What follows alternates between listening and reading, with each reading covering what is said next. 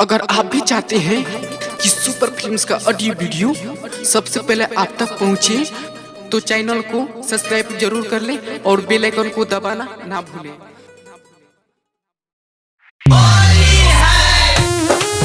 हरी हरे खोजता खाली मने बोल हरे खोजता रेडी कबो हरी हरे खोजता जहिया से बहले बाटे हवा फगुआ के जहिया से बहले बाटे हवा फगुआ के खाली मने मोर कलर खोजता रेड कबो हरी हरे खोजता हो खाली मने मोर कलर खोजता लाले कबो हरी हरे खोजता रही जाता मन सखी मोर छछुआई के रही जाता मन सखी मोर छछुआई के ससुरा बानी नहीं हरे खोजता लाले कबो हरी हरे खोजता हो खाली मने मोर कलरे खोजता रेड कबो हरी हरे खोजता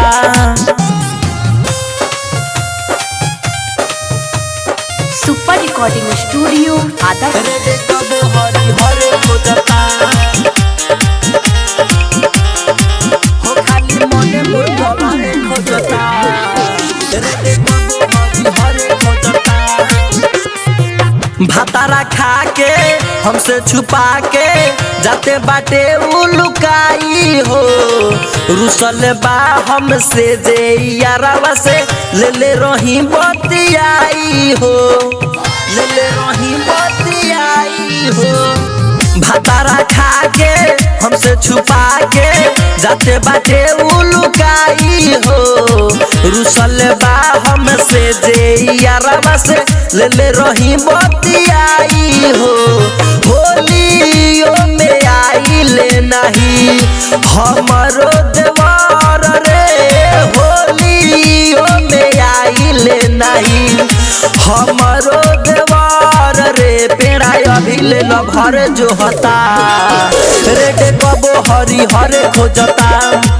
हो खाली मने मोर कलरे खोजता लाले कबो हरी हरे खोजता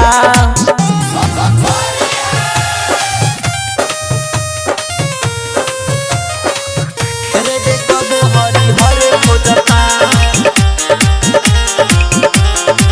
हो खाली मने मोर कलरे खोजता रेड कबो हरी हरे खोजता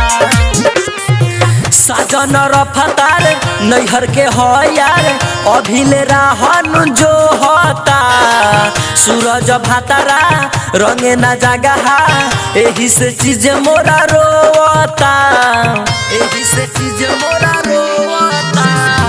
साजन रफतार नैहर के हो यार अभिले राहन जो होता सयाद भातारा रंगे ना जगहा एही से चीज मोरा रोता राइट रंगीला सुरेश रंगे ना जबन के राइट रंगीला सुरेश रंगे ना जबन के सस्मत देवारा के मने पड़ता रेड कबो हरी हरे खोजता हो खाली मने मोर कलरे खोजता लाले कबो हरी हरे खोजता सुपर रिकॉर्डिंग स्टूडियो आदापुर।